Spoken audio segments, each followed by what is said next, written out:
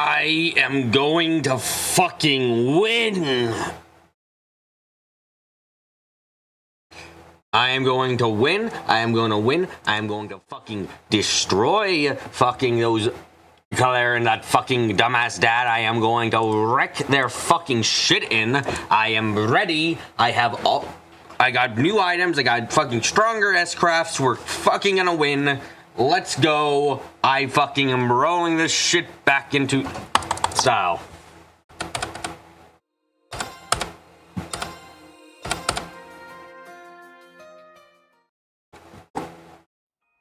Just fucking, I've got full equipped. I got everyone fully equipped up except for Claire, because who the fuck gives a shit about Claire? I've got fucking good equipment on everyone. I've got fucking shotgun mustaches. I got a fucking 29% dodge rate. I got a shining. I'm ready. I am ready. I've got fucking health. I am ready. I am going to win.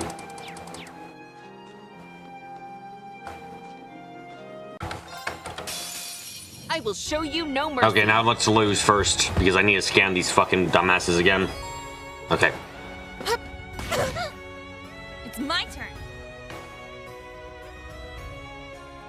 Okay, let's see if I can remember the order of operation. Right. First attempt is an attempt. It's a suicide mission. Why? No. Strength depleted. I'm Yep, sorry. exactly the result I was planning on, because I need to get a scan I in. will show you. I'll save you. It's my turn.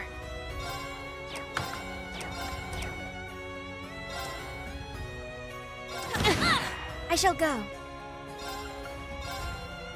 Listen, Ebon Crystal. I shall go.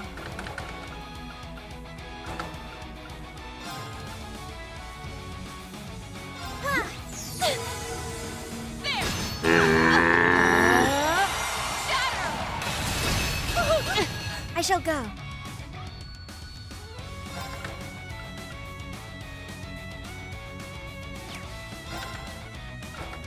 Right, you need to cast Saintly Force on yourself. Engage Mortal Barrage. Pumped up.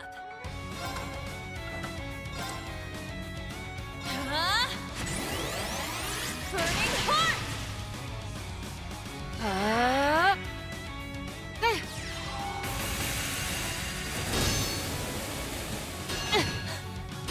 I shall go. Shatter.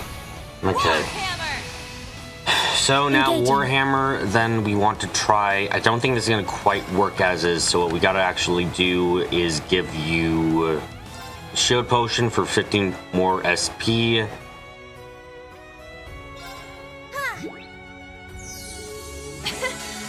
Thanks. Time to bring out the big guns. Should deal at least a little bit of damage. Charging good and fire! Not done yet! Onward! Valiant charge! Damn it! Okay, it actually breaks consistently now. I was worried it wouldn't. Cool. Transform. Good. Sync complete.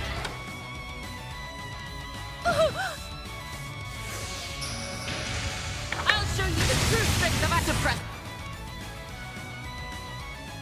Strength depleted. I'm sorry. Arc is Ah, up. god damn it. She can't heal herself. Don't see that very often, but she can. Okay. That was nearly enough. That actually was so close. Okay. Thank you. And that's the better person to get hit during this first part. Good. Okay. So we need you to do Burning Heart. Engaging. We need you to do an Ebon Crystal. Listen, Ebon Crystal. Stop saying Ebon. That's not how you say that fucking word. Then we need you to power up with a Saintly Force. Arcus activate.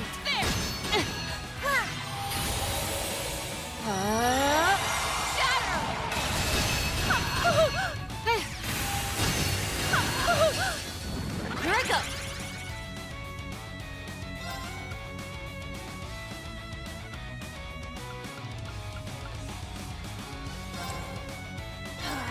Engaging.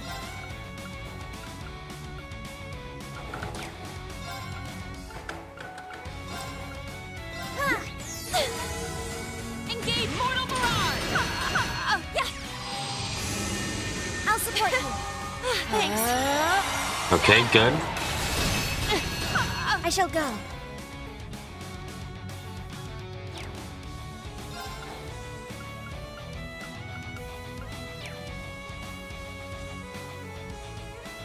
Yeah, no, in this case, the best thing to do would be that, but... God, we got the wrong order here. This is gonna actually suck. This is probably a lost attempt now because of the wrong order we got. Pumped up. Yeah, we need a unit to go second. Nope. Strength depleted. I'm sorry. Nope.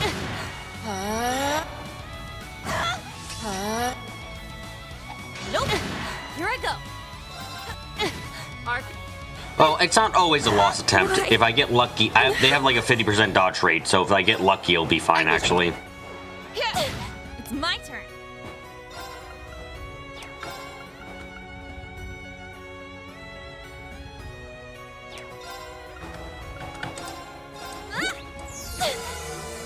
Engaging.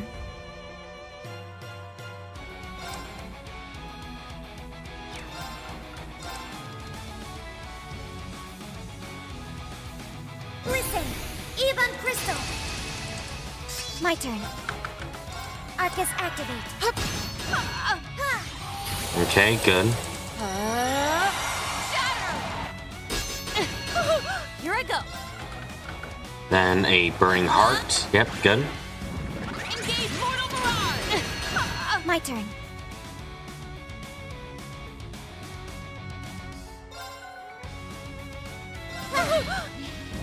Engage Mortal Barrage. It's my turn. Shatter. Here I go. Time to bring out the big guns for the good end. Damn it. Now. Damn it, we get so fucking close. We need to deal at least a little bit more damage to her before then. Not out. Also, so she doesn't fucking heal herself up. Which she will do, apparently. Great. Why? No. I will show you. There. Here I go.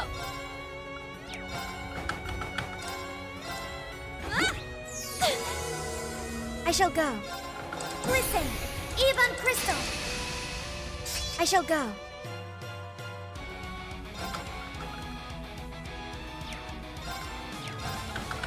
Charging. Yeah. Yeah.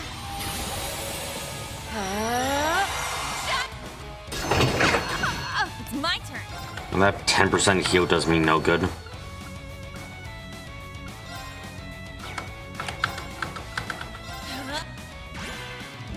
Engage Mortal Barrage. Engaging.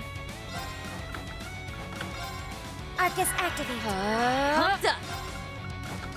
Arcus, activate now.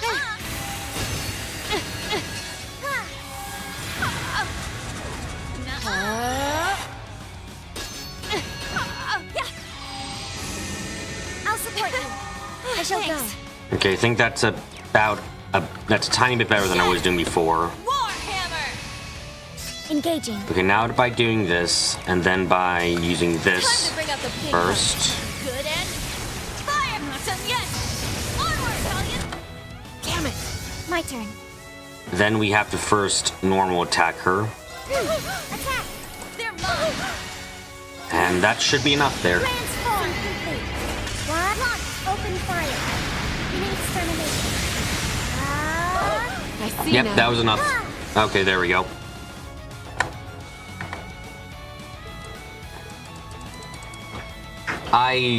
Oh my god, that was so much fucking easier that time.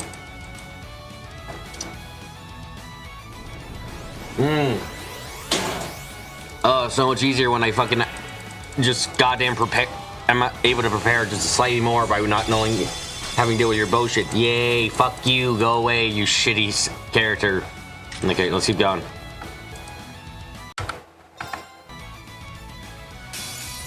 No more questions. Now it's time for Show the me actual your hard strength. fight.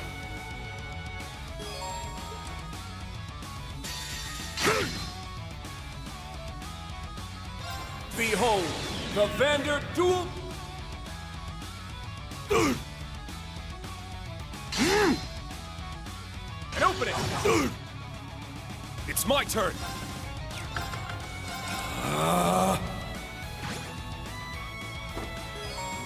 Yeah, I know what spirit unification Let's is. go. I wouldn't use it if I didn't know. Ha!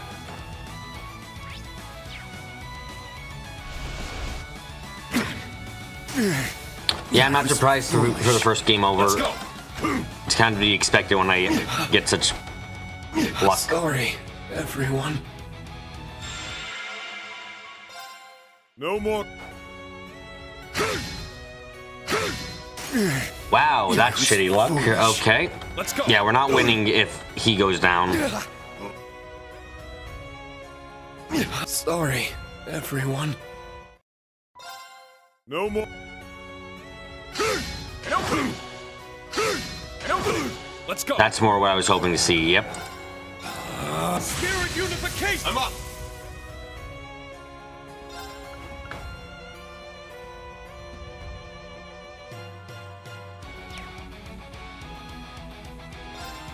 Fiercest fire. Blazing swarm. Let's go.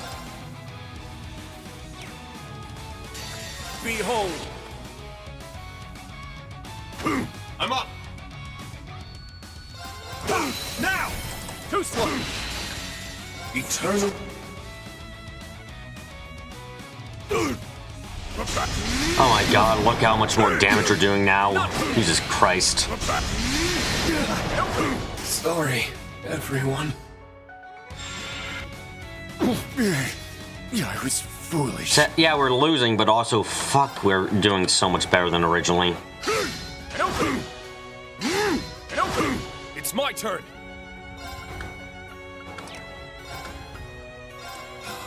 Spirit unification. It's my turn. Let's go. Probably not getting this off, but if we can, it'll be nice. Not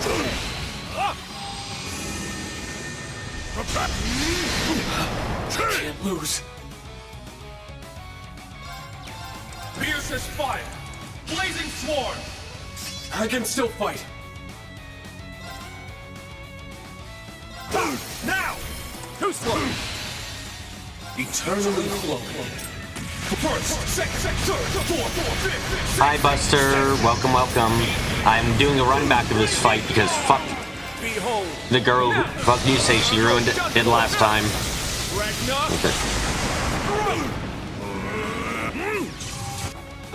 And then he uses a magic attack. Okay. Sealing him is actually a bad thing, honestly. No more. Okay. And open. Let's go. Spirit unification. Let's go. And there goes my luck again. Damn it. It's my turn.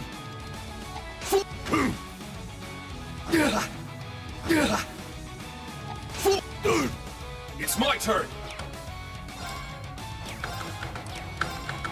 Eternal. I also need to get through without using items as Sorry. possible because for the third phase of the fight, I really need items. Not. Oh, there you go. Finally iron walling a little bit. It's my turn. Wondering if you're ever gonna do that. Spirit unification. Let's go. Fiercest fire. Blazing swarm. I'm up. My turn. Arcus activate. Not on my watch. Not.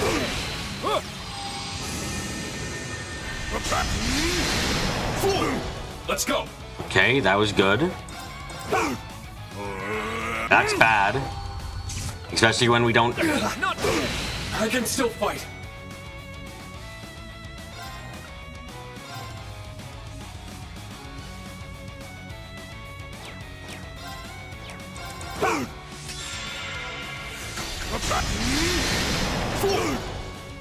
Eternally flowing.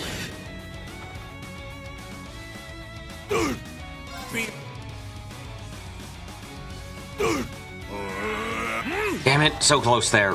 Okay. Sorry, everyone. Foolish. If he uses magic, we need to have Reen needs to be able to defend. That's the biggest thing here so far. Let's go. Spirit unification. It's my turn. Fiercest fire. Blazing swarm. It's my turn. And then Foolish. Kurt goes down, and that's a loss. Damn it. Okay. Sorry, everyone. Kurt needs to live through this, so that way we can hopefully trigger protective walls. I'm up. I also made Kurt into the closest we can get it into dodge tank right now. That way Kurt could hopefully Let's go. avoid any damage. Very well. And that way he can set up a shining, which will help a decent amount. Theoretically, it'll help a decent amount. Otherwise, that could happen where he immediately dies. Sorry. What is 70% hit chance, you know? Nope. Here we go. Oh shit, that's lucky as fuck. It's my turn. Okay. And this is also lucky as fuck. Okay. Spirit unification. Let's go. Fiercest fire. Blazing swarm. I'm up. Let's go.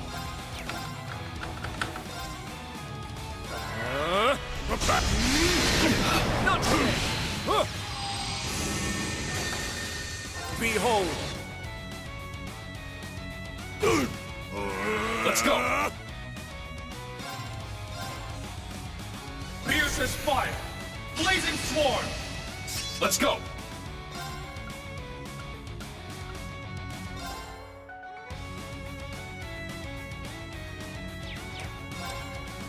It's down.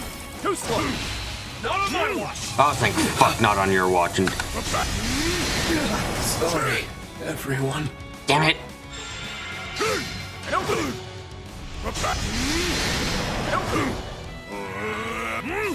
Nah, like the problem is Kurt can only get so lucky. He can't dodge the magic attacks as is, so he needs. That's why we need them both alive. Here we go. It's my turn.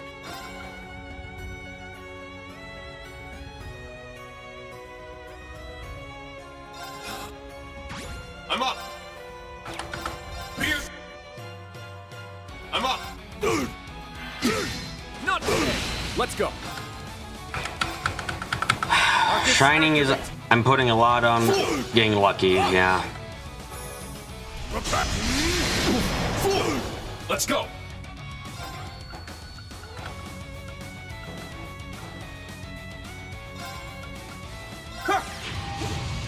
I'm up.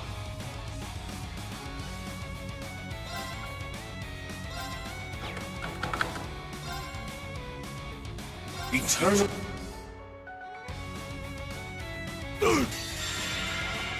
Behold. Come on. Not on my watch.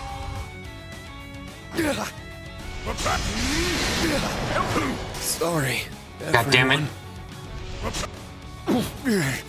Yeah, I was Damn it. foolish. Okay, okay, okay. No more. Behold.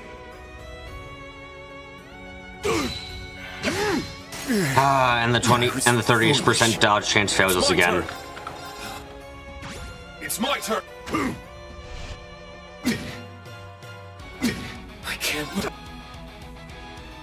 Sorry, everyone. No more. I did this once before, it should still be possible.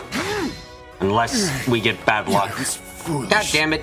He's got a 30% chance to dodge, and he has like something like I think a 40% chance for Reed to protect him. Everyone. And we're just fucking failing the dice rolls here over and over again.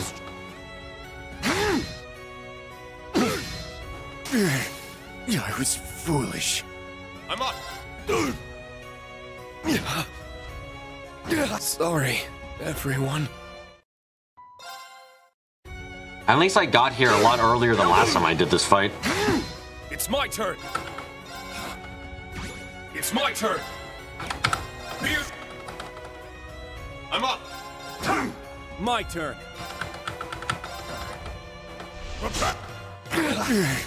And that's another loss. I'm up. Sorry, everyone. I can't. Took less than 10 minutes to get past Claire this time. Yeah, which is really good. This guy's still a problem because I did build. God damn it. Because we have to get lucky on the first turn. It's my turn. That's the biggest issue with him. In the first turn, I have upped everyone's speed as high as I could get it reasonably while giving them certain kinds of builds. No more. Kurt has a build focused around dodge right now. And he's got like a 30% chance of dodging attacks. And I like. Oh my god. Reen has like a fucking 8% chance. So goddamn him every time he dodges. And then Reen has protective wall, which should be helpful. Somewhat. It's my turn. It's my turn. Pierce. It's my. It's down. Good, I got a link attack off. I was really worried I wasn't gonna get one off. Arcus active. Behold.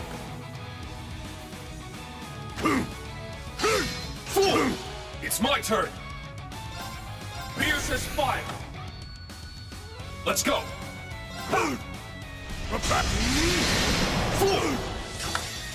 Eternally flowing.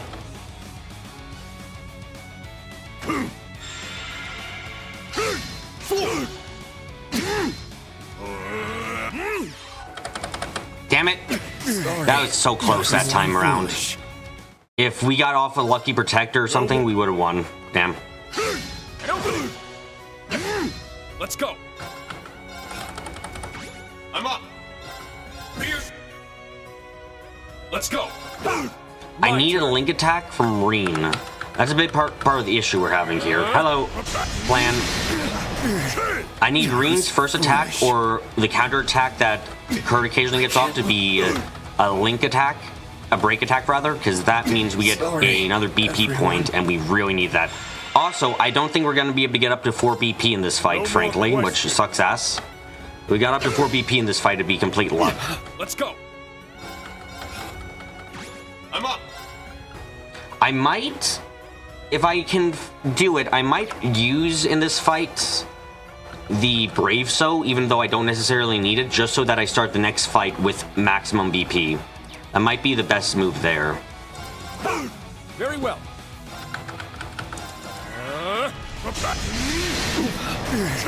Yeah, I was foolish. I'm up. Sorry, everyone. You had to leave early last stream, but man, that MUSSE part was painful. Literally all the time and effort I put into it down the drain because MUSSE was like, fuck you. It's my turn. Painful as hell, yeah. Let's go. Pierce. Let's go. Let's go. Arcus activate.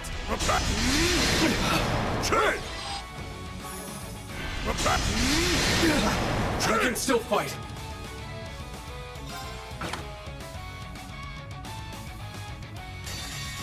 Behold. I can still fight. And then he uses Ixion Vote, and we can't do anything about that then. Sorry, everyone foolish. Yeah. No more. It's my turn. I'm up. Pierce is. Let's go. Behold.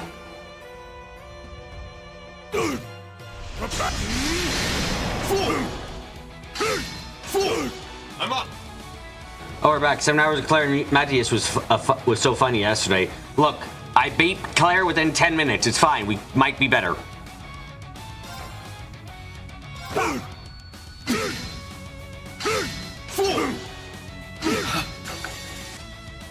Eternally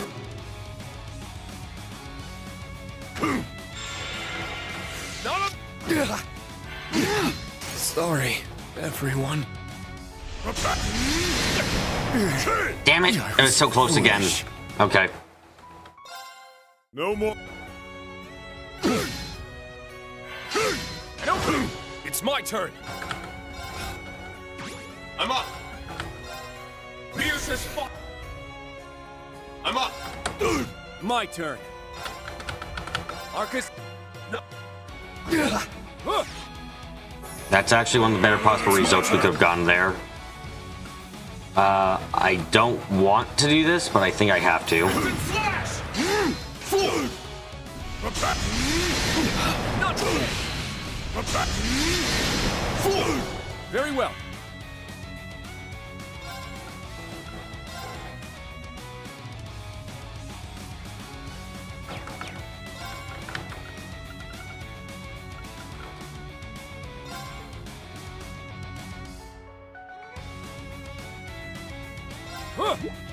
He's the brave so now. It's my turn. Pierce has... It's my turn. Behold. I'm up.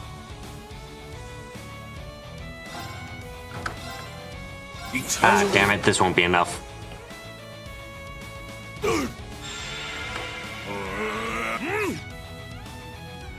Sorry. Yeah, not surprising. Foolish. The issue with Ixion Boat is solely that the only way to survive it when he uses it is for Reen to use his protective wall. Let's go. Also, we can't have fucking my 30% or failing every Sorry, time. everyone. Nope. Let's go. Come on, 30% isn't that low a chance to hit. It's my turn. Let's go.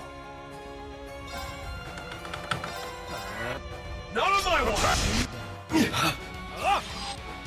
Good, we got our shining off. I'm up.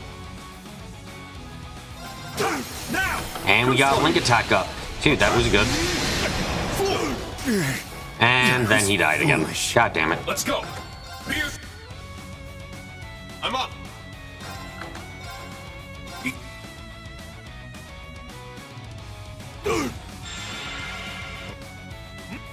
I'm not even at the really hard fight yet. God damn it. Sorry, everyone. Nope.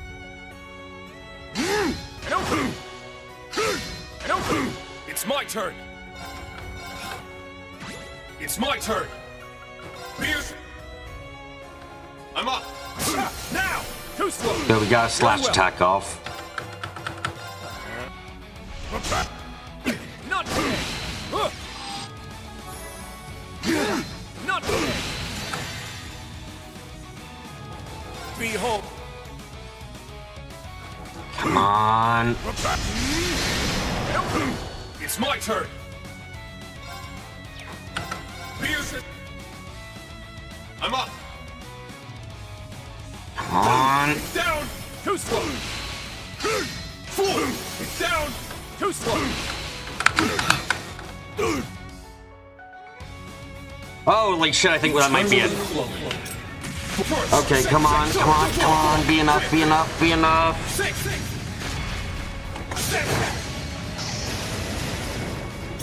8 leads. Breaking guard. What?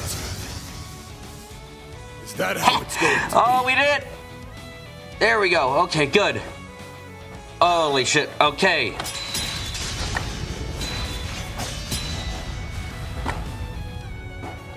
Okay, we completed the first 2 phases within 30 fucking minutes. Good. We need no talk. Now come. Now on to the hard phase.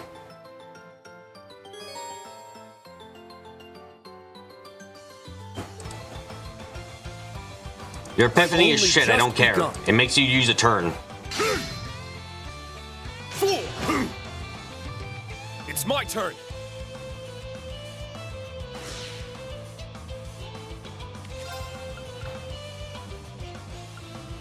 Hold out.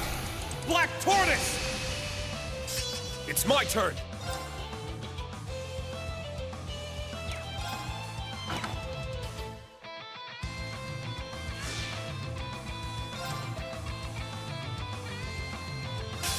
For one.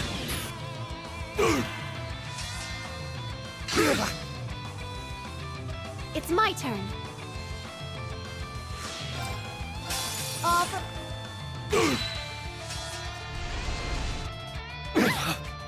Not today. Damn it! I'll care for you. Thanks. Let's go. My apologies. Leave it Oh to my me. god, we're actually going through some stuff. Okay.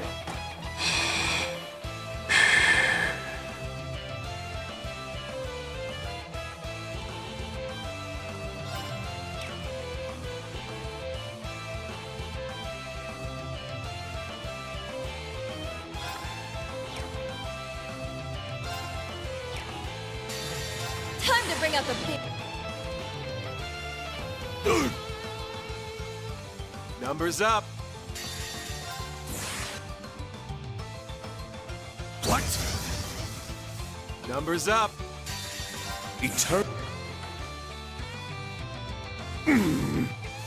Numbers up. Tag out. Switching in. Listen, You're level 104? Hey, it took a while to get all of that shit. Dude, it took a while to get enough Sepith, like even with the grinding method. And also, if you didn't remember, fucking Lido gives you extra experience after a point. So, yeah.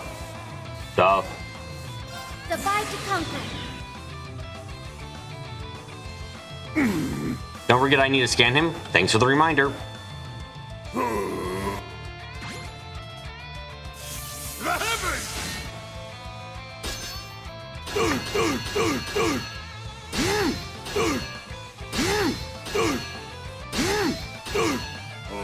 It's my turn.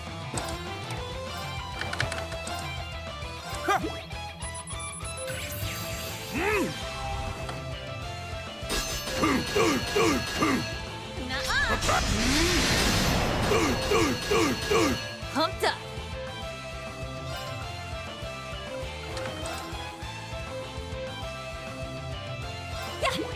Thanks. Love you. Let's go.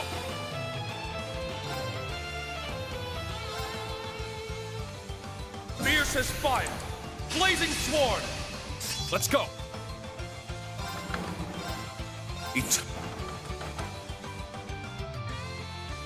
My turn. The upgraded S-Crafts are more powerful. Yes, they are, which is why they're on by default right now. Switching out. Leave it to me.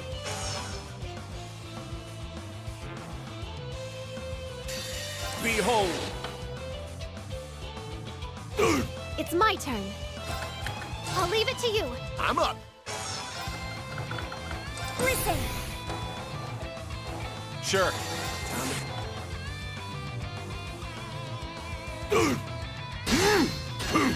Not on my watch. Nuh-uh. Yes, but when I manually selected, I did something wrong. Oh, fuck, I see now. It's my turn. Holy shit. Okay.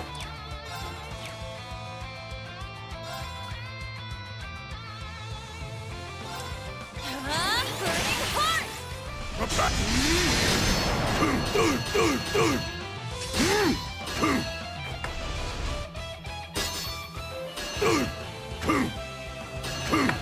It's my turn.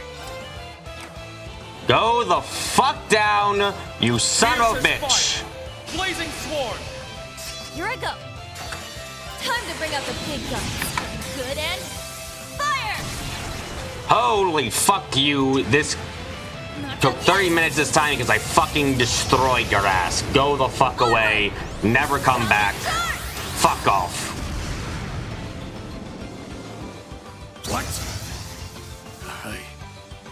I see now. Nice. We did it. That was horrible, and I hope I never have to do this fight again.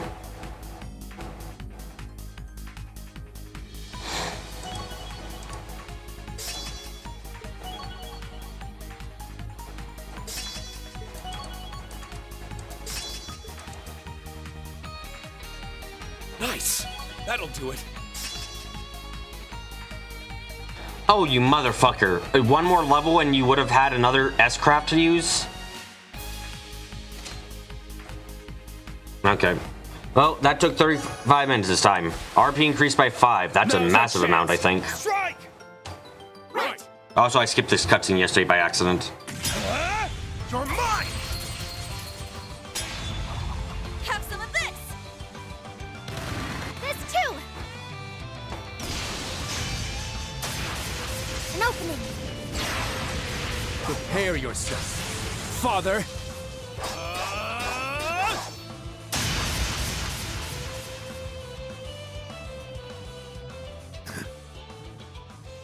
You pass. Yeah, I don't want to pass your test ever again. We did? Oh, Kurt, your dad is Like, too damn strong. ah, damn. I hate the fact that I had to actually go, like, if I was so pissed off screen. Like, when I learned that most of the characters were, like, a level away from getting a better S-craft, I fucking wanted to die. Him being head of the Vander School isn't just for show. For real? You sure he's not the strongest on the continent? But I'm glad we passed. Whatever this was. Even if it did take all of us.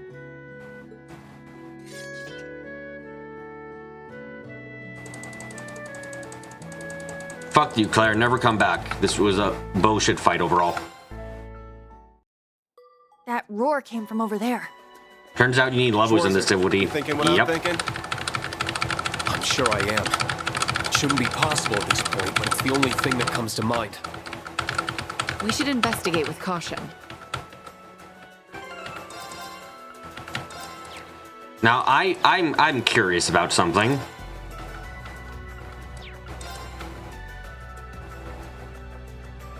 Was that first try in the last fight? This time around? Yeah, first try. Didn't... Yeah, the walkthrough guides recommend using levels 107. Well, I use levels 104 and 4, so fuck them. That's... You can do it. What... Now, I want to check. What are their speeds? 234... 252. Jesus fucking Christ, those speeds. Way too fast.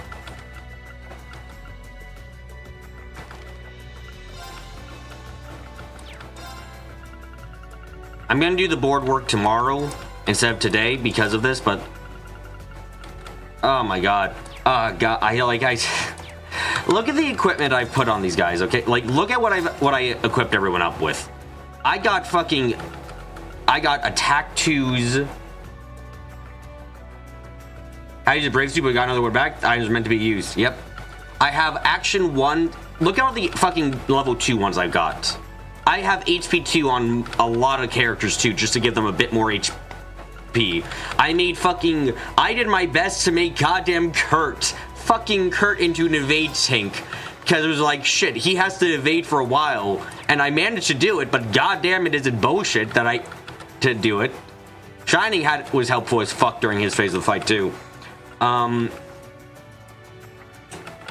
just gave as much I gave Scorpio to everyone as a secondary Master Court, so that way they could deal even more damage. Turns out Rufus could solo the SSS because Lloyd accidentally left his story in Abyss difficulty. Yep, that seems right. Like, besides, the only people who person on the team who didn't have Scorpio, so that way they could deal with just a tiny bit fucking more damage, was Yuna, and that was solely because she had responsibility during her fight to break through Claire's bar. That was the only reason that was going on there.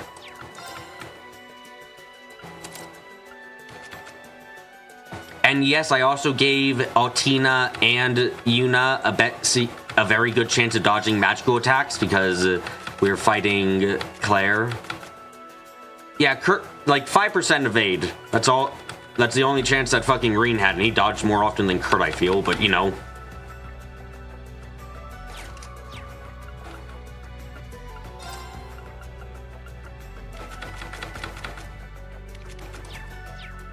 Oh god, I feel like melting now. That fight. Oh.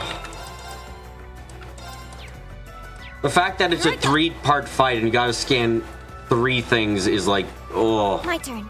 It's my turn. I'm up. It's Oh, my brain. engaging. Also, I'm rich as fuck right now, if you didn't notice.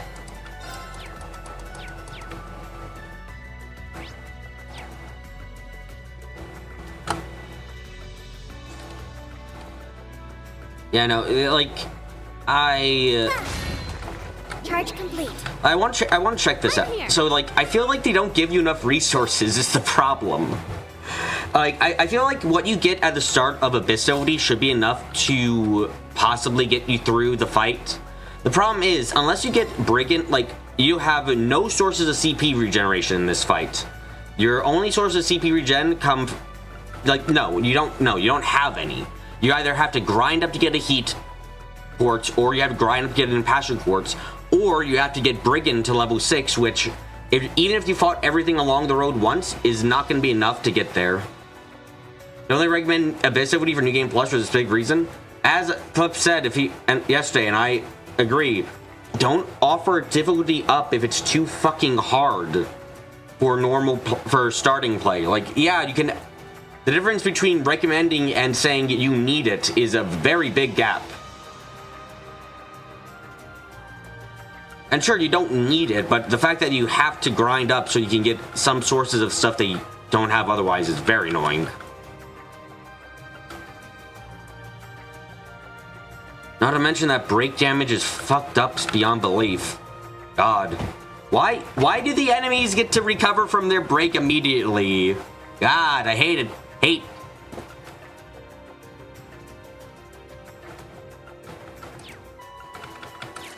And at least with the crossbow group, you had a better chance of victory. You know what? We will be reading today, actually.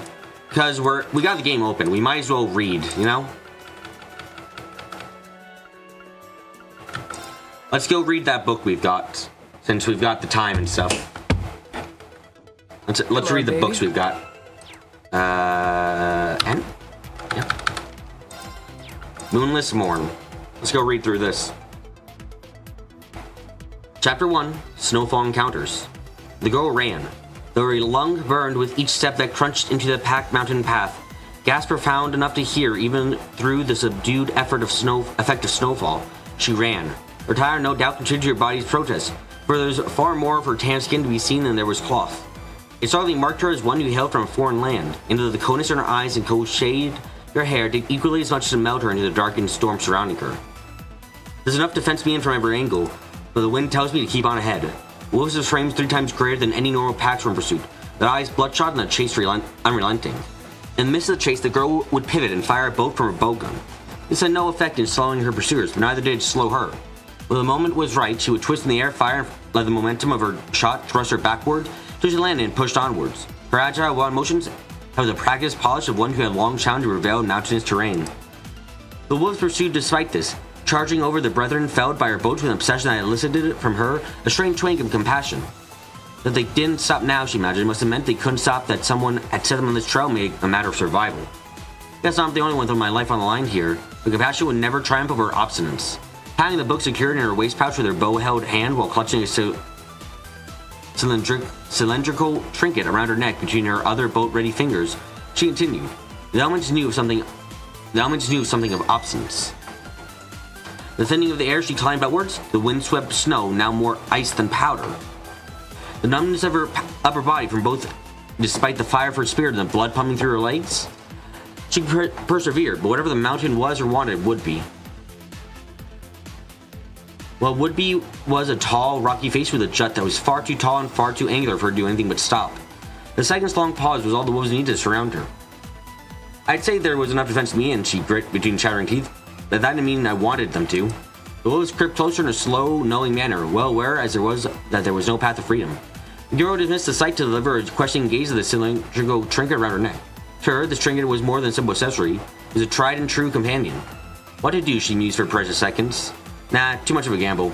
The bowgun in this moment, useless. The way for death through sunken fangs, inevitable. The mastermind who formulated this chase had won. Or say they would have, had Eidos not spowed down upon her. As a reward the girl's fortitude, a crisp gunshot rang out in that moment, sending a flurry of falling flakes scrambling. 2 wolves collapsed to the ground in seconds that followed, gouts of blood staining the pure white around them.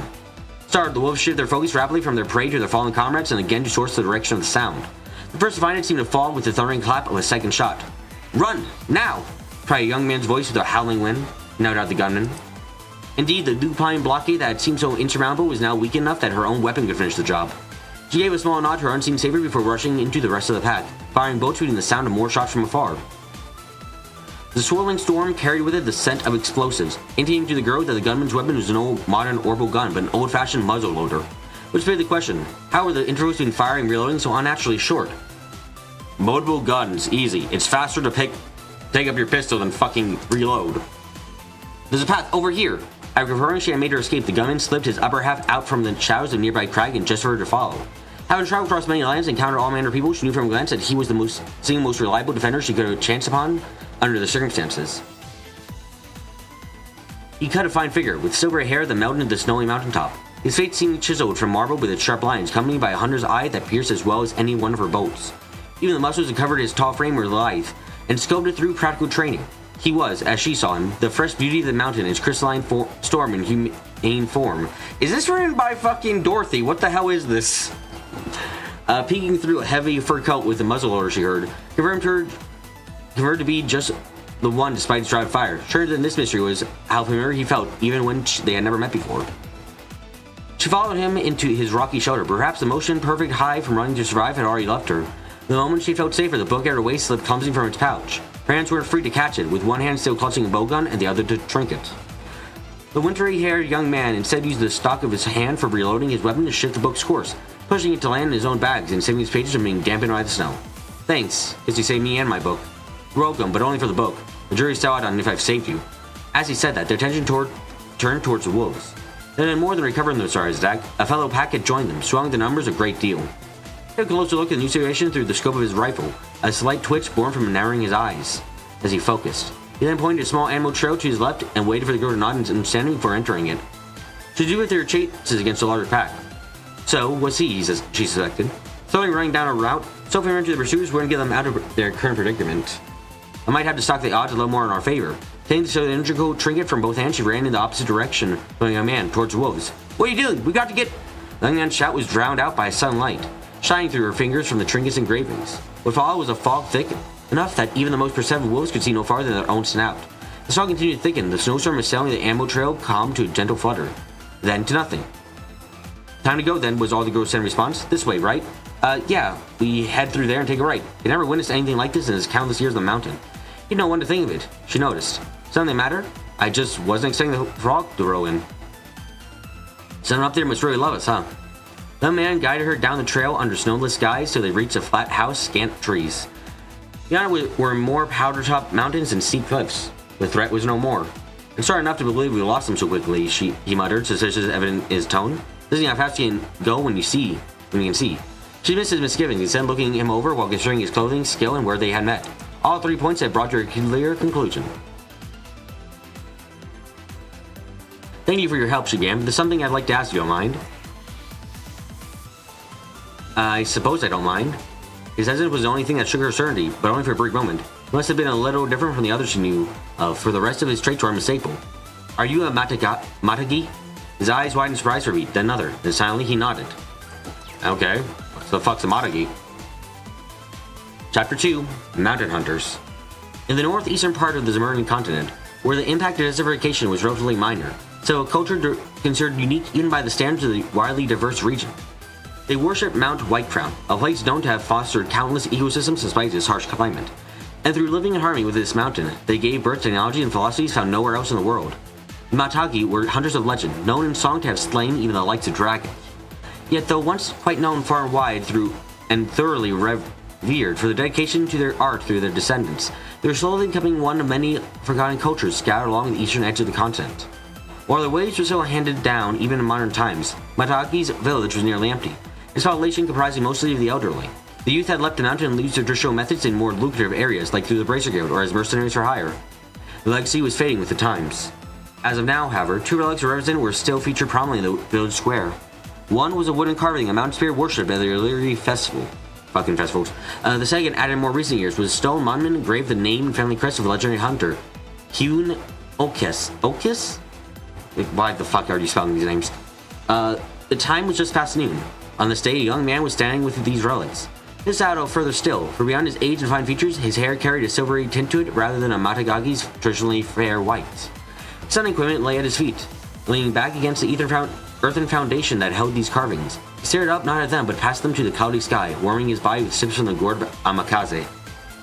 Already done hunting for the day, Chunlan? Can't think of another soul who could keep up with you. An elder who had only aged with greater vigor and dignity as the years went on called out to him. He was a chieftain. He acted as both the elder of the village and director of its group hunts. Afternoon, close months, and income of the village is stable. Chunlan replied, hanging the now empty gourd at his waist as he did so. Those Calvarian merchants take just about everything we sell. Chunlan Ison was the last of the villagers who could still be considered a youth. He died as a chieftain whose role was to see their continued existence. This made him more valuable than the high-quality prey they often sold to supplement their needs. Now that's some fine work indeed. I'm sure your father would be rather pleased. Flattery isn't going to get you anywhere. I'm afraid my answer's not going to change. Knowing well the conversation was poised to follow, Chunlan reached down to sling his women over his back and turned his gaze towards the mountain, towards home. Oh, but I assure you I meant nothing by it. I'm suddenly grateful to have such a young, strong... Sure, hope I'm strong. When doubt for a moment, could possibly be otherwise with that kind of confidence in me. Chunlan maintained a cool indifference throughout. To most, the sight of the village elder scrambling to avoid his pleasing fellow so much younger would be quite the spectacle. The chieftain had his own reason to persist in this behavior. He had no desire to be the chieftain. In fact, he never desired the position from day one. There were many people who were more qualified than he. One by one, those potentials left the Matagagi's village for greater prospects. After time, there was only him, and when he fulfilled what he could in his post, his mind was often occupied with finding someone suitable to relieve him of it. Chunlan was aware of this. How could he not be? With such an unabashed display, begging him twice as reluctant to accept anything said. I still worry about what your father said?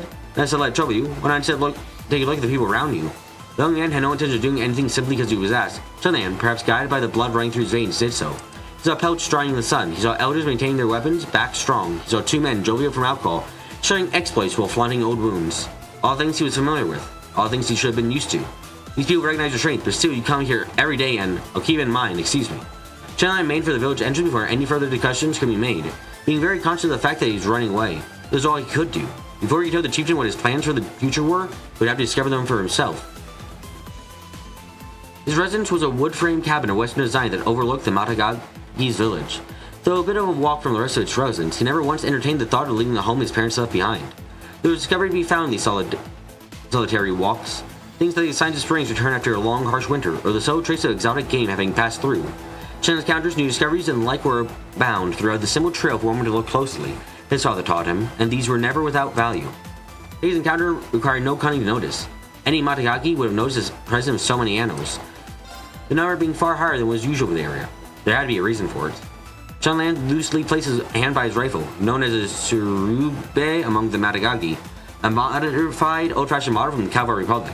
He wasn't quite certain what to make of this anomaly yet, but he would nevertheless have to investigate further and report his findings to the chieftain.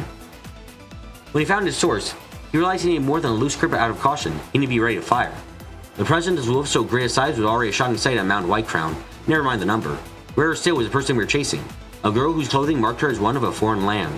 Legend of the past echoed in his mind as he shifted silently in the shadows of the stone crag. Listen, Chunlan, the Matagi aren't solely the hunters, protectors of this mountains, bounties being blessed from Adios. His fingers were on the trigger. The rest he muttered himself out loud, was keep it free from impurities. He squeezed, and upon fiery burst at the head of the muzzle, hot lead shot through the air, evaporating the snow. It passed through in an instant. Just as intended, the bullet appeared as though it were sucked into the torso of a first wolf before exiting through and downing a second. Chaos rippled through the pack, but the young man knew this was not certain victory. Wild animals were driven by survival instincts above all else. Any break in their formation could be mended faster than most humans could react. Run, now! He fired a second shot. He already acted by turning his direction until their eyes met. Through snow-tossed winds, he could see the intelligence in her gaze. More than that, even to an unexpected degree. She was foreign. How could he not see confusion under these circumstances, fear for her life, anxiety over her surroundings? What was happening in this mountain showed complete clarity on what it was. Chunlan's first interaction with the girl came after she entered the crag where he awaited her, where he saved a book that had slipped from her possession and from falling into snow. She made it, he thought to himself. He indicated a path of escape for her to follow, which he did with excellent haste. Seems to be some girl to be held out against those beasts. The sunlight was dyed with a hint of red as it looked down upon Mount White Crown, where a large pack of wolves were racing along the high road. Several other packs, all being driven in the same direction, collapsed into this large one until they had melted into a massive swarm. A few cells behind them stood the one responsible for destroying them so, leaving them no way to go but frankly forward. Scouting all around him were the corpses of boars, bears, and fellow wolves. Near myself another mountain whose beasts of revered repute have failed me, the man muttered with boredom born from tedium. I scanned the old carcasses arrayed at his feet. The man saw the frame wrapped in red and his hair, black and shaved thoroughly with unique patterns. We didn't have to catch anyone's attention, but it was a skin that dwarfed that otherwise uncommon features. His face, neck, hands, palms. Every visible part of him, save for his ears, was tattooed in arcane symbols that unsettled the mind. So thoroughly carved he was that certainly it would not be a stretch to think that his clothes were striped and his head shaved bare, he would still be covered. White crown, eh? Heh. And who thought to crown you? His lips curled into a sneer as he looked towards the mountain's peak. With nowhere gain to hunt, you're as good as, what do we have here? Something caught his attention. He watched this something through the snow with great intrigue. Intrigue, sneer twitching into the smile of twisted delight. So you're hiding the fun elsewhere. Seems there's still hope for you yet, Mountain. With a single effortless thrust, he pierced through a lone wolf that dared to resist him. His stone-tipped spear digging the ground, forever pinning it to the ground. He then turned to walk with eager footsteps. As he moved, a gentle red glow lighted across him through his tattoos, and the grin of his face managed itself into a level of malice and thirst no human should be capable of. You know, if it wasn't for the black hair, I'd definitely say it's McBurn, but probably not.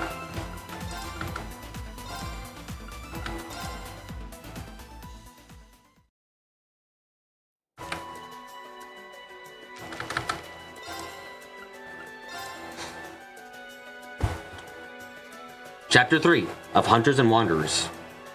Are you a Mataki? Chunlan had been struck with an unease that was happening on Mount Whitecrown was only a start of something bigger. It was also why the simple question struck him so. He wasn't sure how she, a clear foreign girl from somewhere very distant, had made recognize him as a Matagi when even the local lands along Corona had to make the distinction. His features held no particular tells, nor did his clothes. Not even the sharpshooting was anything, he felt, different enough to reveal he was of a fading people. There was another reason he hesitated. Did he have the right to call himself a Matagi? He rotated her head with curiosity as she waited for Chunlan's answer. Knowing this would be no time for ambiguity, he nodded. I knew it, she appeared to mean that. First time since the ordeal, she expressed her small, warm smile. How do you know? I met one of you a long time ago, a vagabond. This too struck Chunlan. Some Matagagi were vagabonds back during their golden age, but now most remain close to the village. So few among them traveled that he was certain he would have known who she was talking about. Right away were true. Of course, it could have just been acting as a hired gun or a Jaeger while so touting their heritage to make a name for themselves. He couldn't know, however, so he decided to dismiss the topic in favor of the situation at hand. What was happening on this mountain? The wolves weren't the only oddity, surely. He could sense it, leaving his body a hair tense and ready to go into a fight or flight. Well, we put some distance between us and the wolves. I said we'd give them the slip, but Chunlan intended to invite the girl to the village, but she had already started walking. Hold on a minute, you should... Thanks for help. Now that I've used this, I need to hurry. Don't want to just be around here for fun. I'm meeting someone. The girl clasped a cylindrical trinket hanging from her neck. Timing Chunlan's eyes observed it closely. He traced the strange emblems etched all along the thing, it being a bit larger than a flute, and it brought to mind the sudden fog that had helped them escape the wolves. I know this is a strange question. Do you have anything to do with the fog? How about if we start with whether you're coming or going? I sure might have a Matagi with me, so I wouldn't say no if you are. Just him naturally following her without him realizing. This has to do with curiosity, and probably more to do with the need to see she was safe. And seeing a habit that was less helpful and more patronizing and unnecessarily. We'll see, he responded, though he still continued to accompany her. There was something about this girl. The way her calm demeanor felt more tight and relaxed led him to believe she felt back to some kind of corner. Was this because of what happened so far? Or what could stand to have in the future? Mount Whitecrown responded with silence to his inner musings. How should I tell you? Croaked the girl as she looked down at the cylindrical trinket. It was more of a statement than a genuine question. It was strange for her lips to remain tight, Chunlan thought. After he had already witnessed her gamble in the flesh, there was no forcing it out of her. She wanted to remain silent as a mountain. How about you start with who you are? I'm Chunlan Eisen. Chunlan is fine. I'm a Matagi, like you said. His gaze dropped from her to the muzzle loader in his hands. Well, I'm Sayu, she responded. Unlike Chunlan, her gaze remained fixed on him, her voice never lacking in confidence. As who I am, I'm a woodland wanderer. I'm sorry.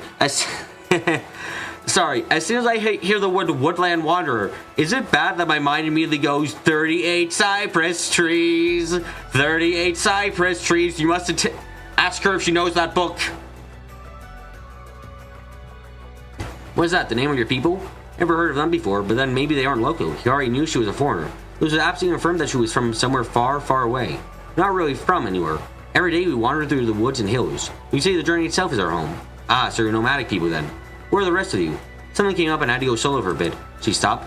That person I'm meeting is actually one of us. His use is short and he's a little too overprotective for his own good, so I'm not exactly jumping for joy over it.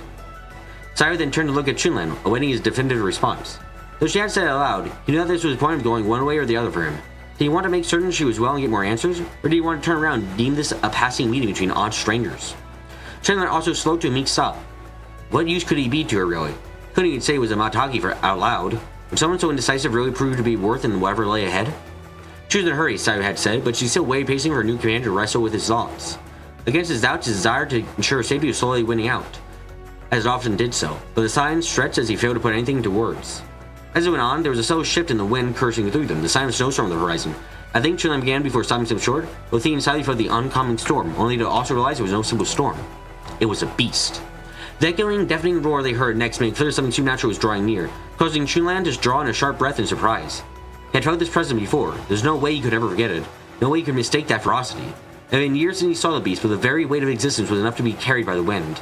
Sayu's response was not one of surprise, but of action. She looked down at his cylindrical trinket, which seemed to be pulsating with a light as the beast's roar reached their ears.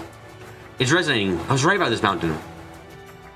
There's no need to answer out loud now. They both knew in that moment that they were after the same thing. It all comes back to 31 cypress trees. I fucking... New knowledge. Cypress trees is an accidental someone recording the fucking restarting of the world multiple times.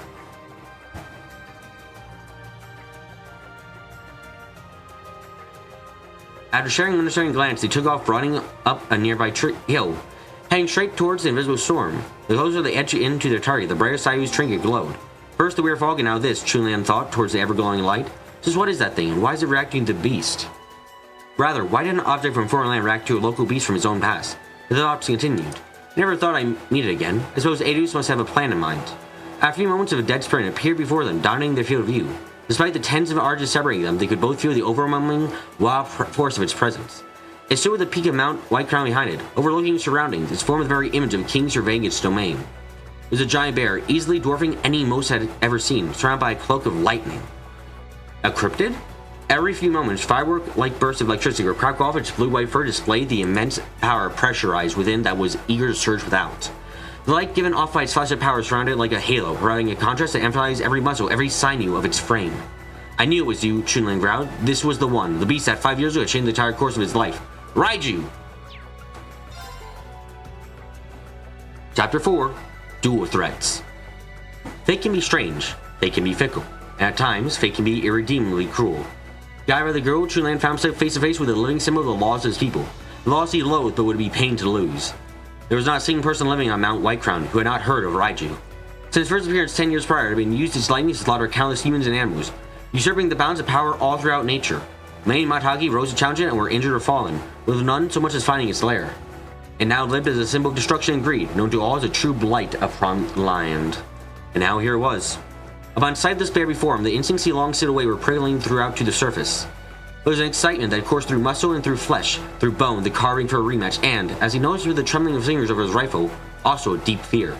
His name is Raiju? Sayu looked to Chunlan, puzzled over the name, but her eyes started to shift nervously, as the cylindrical trinket glowed brightly. Up till then, he'd only seen her act cool and calm. Now her eyes started to be back and forth, with a mild hand between them, the trinket and the bear. And that's right, don't tell me they came here looking for it. No, I knew there was a part of it here, but I didn't know it would manifest a beast like this. A part? Something to do with the cylinder. The thing continued to light up in response to Raiju, shine brighter and brighter the closer it approached. Chunlan couldn't wrap his mind around it. The part would indicate that once united, the beast and trinket would become whole. But what kind of creature could there be between a monstrous creature of nature and a man-made instrument? Just what is that Raiju roared. Chunlan, a flicker of exhilaration being elicited by the sound, cut himself off and turned his focus back on the beast. You're just itching for a fight, aren't you? Responding with a mighty leap from the rock it stood upon, diving toward them. Sparks erupted his body, with each print impressed into the ground. No, you're not the only one it's calling to. Sayu could explain, the spear of stone as tall as either of them darted from somewhere, whistling eerily through the air as it arced straight for Raiju. The beast stepped aside to miss the attack an instant, but the spear held such thrust behind it, that even the slightest brush upon his side tore a hunk of hide from its flesh. A crimson stain began to bubble through its blue-white fur. The King of Thunder halted his advance, looking somewhere off in the distance before stepping backward with timorous hesitation. Then, with a flash of light to cover its movements, it retreated back to the mountain. Damn you, I'm not missing a chance! Get back here! Chunlan cried, though he knew very well that the wise choice is to save his own life.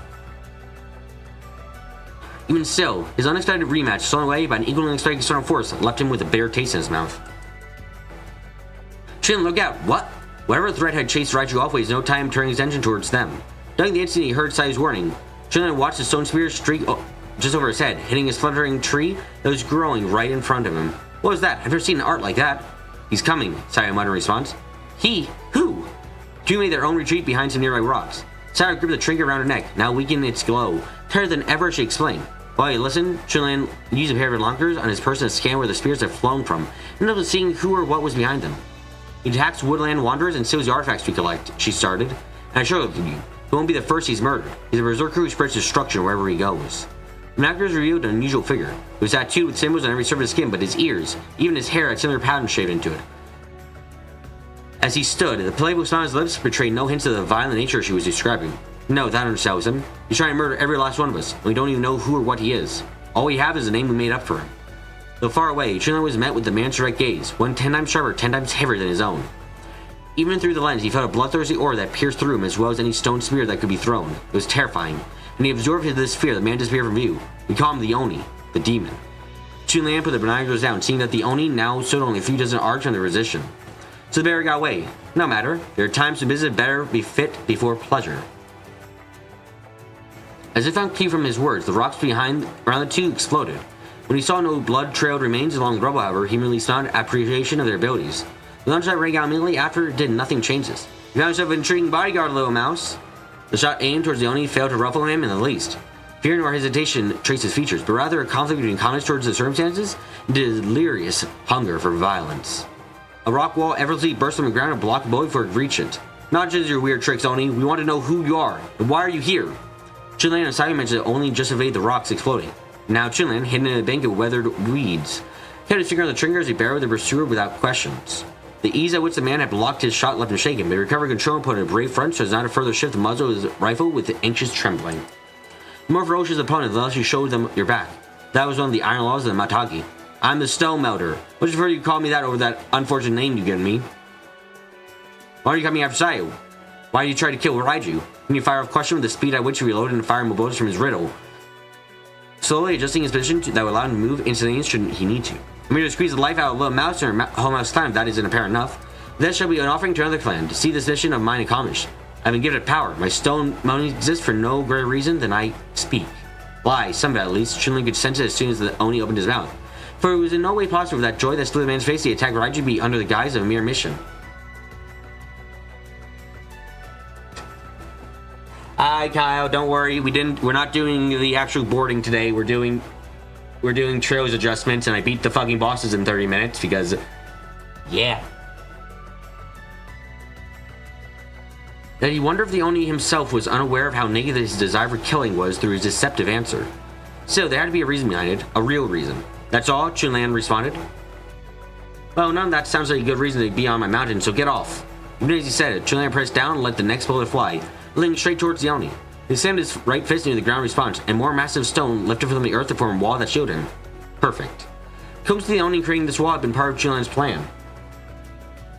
You're gonna have to VOD again, sorry. I even started later than normal, because I was like, I need to grind a bit more. Moving to hide in the shadow of the wall, Chunlan used a moment to grip his Nagasa, a special hunting knife for the Matagi, slide into the man's blind spot and strike. Ha, take more than that, little cub. Even as the light flashed off Chunlan's arching blade, he felt a sharp stab of pain through his body, leaving his conscience to swim through naught but blackened agony. It wasn't until his back slammed to the ground, arms behind where he had been, that he saw the Oni's left hand was encased entirely in rock to form a heavy gauntlet. Lane found his mark. It's been a while since I was last scratched. The rock wall crumbled, revealing the Oni's twisted expression. He appeared in excitement as warm lifeblood dripped liberally from the wound on his side. Far trick at best, but I like your spark. You make a fine warm before I take down that bear. We Matagi do love our parlor tricks, Chunlan replied dryly.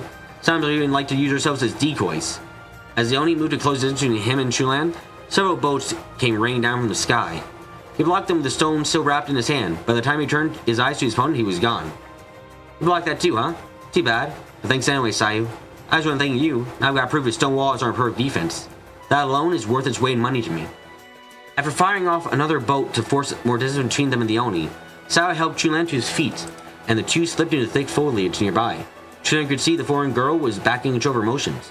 That was the only way he could have known to step in to strike with him without him saying a word.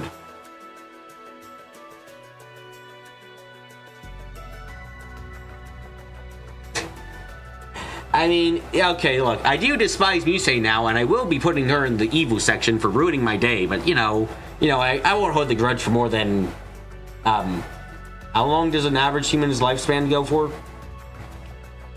Looks like one of my most reliable roaders got to see the guy's weakness too. They said they just went up a cliff in the direction they were heading. There, Chun-Li got a first look at the one side who tend to meet on the mountain.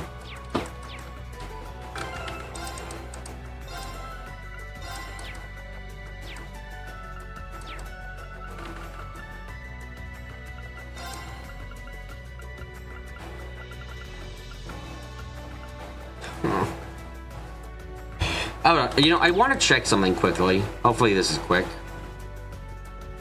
Strong enemy sighted. Watch out. This is a tough one.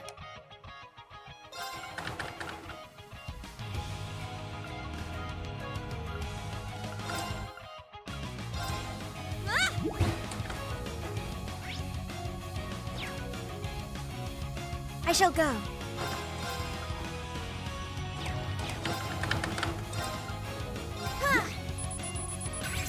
It's my turn.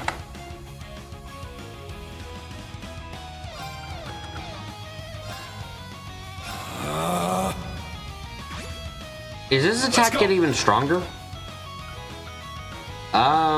Technically it does. I don't know if it's actually any stronger though, to be frank.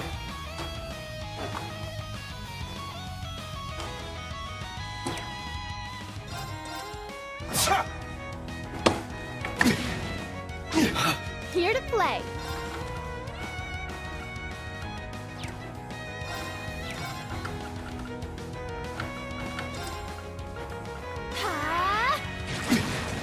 Nice. My mind is clear. My blade empty. Now!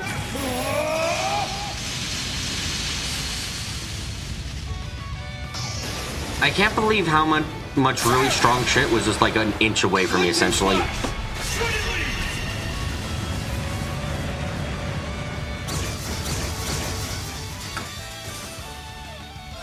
I was so close to being actually getting a well done one initially. It just I shall go. my luck is shit.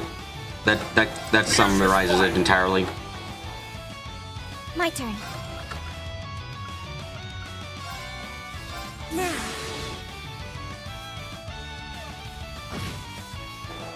Go!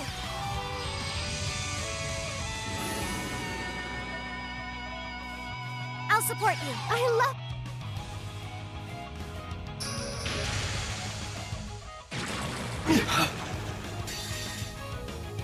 Sorry, everyone.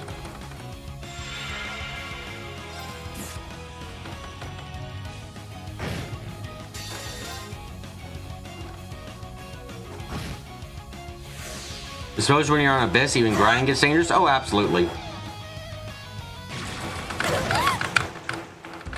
Why? No. I'll save you. I love you.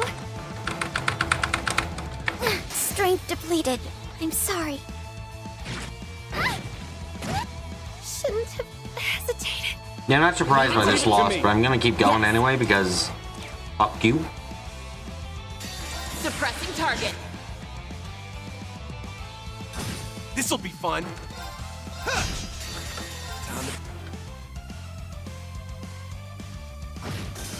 Done already?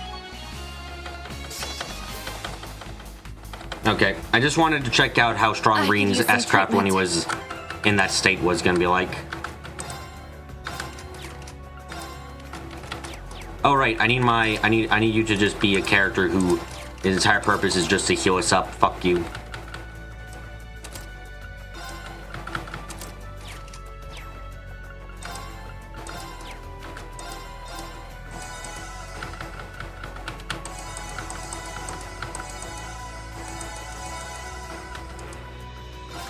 You're worried about the amount of characters in Reverie that will end up in the bin because of the Abyss difficulty? I mean, I'm only putting MUSSE in there because MUSSE fucked up everything. I'm not putting okay, Claire's going in there for her past game mistakes.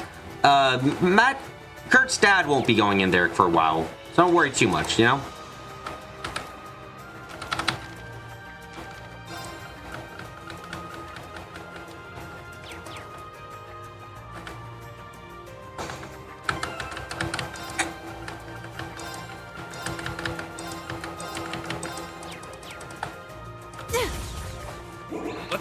my turn. My turn.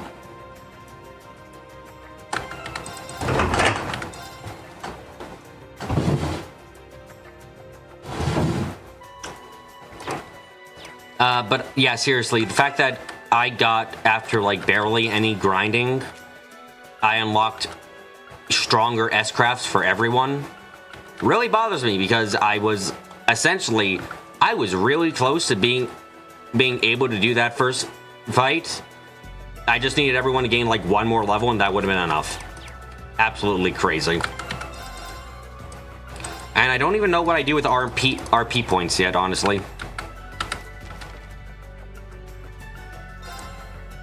Like, I know I've got something like 13 or so total now between the two go-throughs, but you know.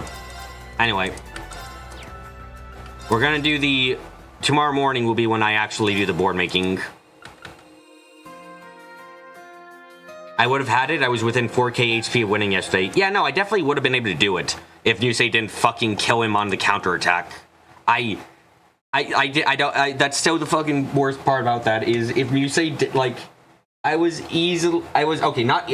easily, but I was able to get within 4k HP, I think twice or three times I did that. Like, it was totally possible. It just was a case of MUSSE fucking ended the fight on her terms, and that fucked me over. Yeah. Anyway, thank you all for coming to my Rollback stream where I beat the fuck out of MUSSE for betraying me. Hope you guys enjoyed. Tomorrow I will be doing the actual conspiracy board stream, but I need to get this done, so you know how it is. So thank you all again. Thank you all again for coming today. I hope you guys had a great time. I'll see you next time. I'm also going to be doing a fighting game tonight, so watch me fucking fail for a while again. But until next time, I'm going to get up close. I'm going to get quiet. And I'm going to say goodbye.